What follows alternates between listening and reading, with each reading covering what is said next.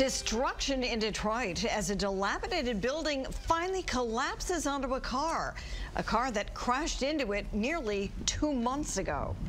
The driver was pulled out of the car and survived, but his car remained. For days, people stopped to check to see if somebody was inside, presenting a safety hazard. Now, the city said they would take action when Fox 2 first reported the story a couple of weeks ago. So tonight, what have they done? And is it enough? Fox 2's Mario Liu reports.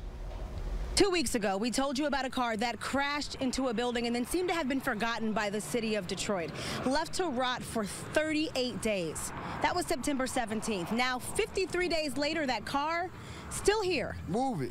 Yeah. Move it, junk it, whatever they do with it, I don't care. Get it off of this. This has been here for a long time and just doesn't seem like no one cares. It's really unbelievable. 53 days and counting, and the city says it'll stay this way for at least another week and a half. I think it's an eyesore.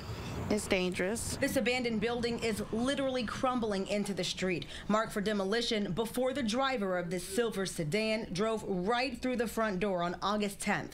August 10th, more than 6 weeks ago. Fox 2 last brought you this story on day 38. After our report, the city sent an environmentalist to survey the area, estimating this mess would be cleaned up in about 2 weeks.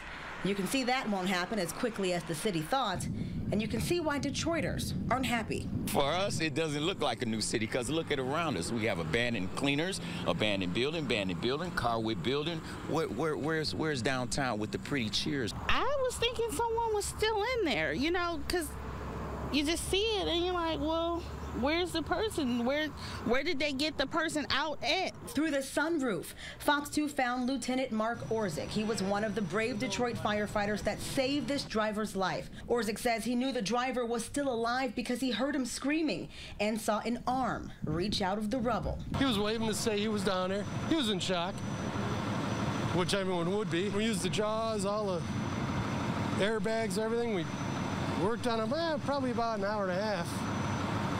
Slowly pulled him out. Got him. He had his one leg trapped.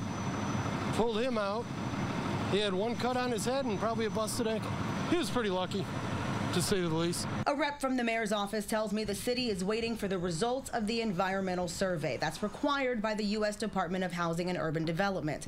The survey will be back by October 13th, and once the city gets the all clear, the building will come down and the car will be removed. In Detroit, Mario Liu, Fox 2 News.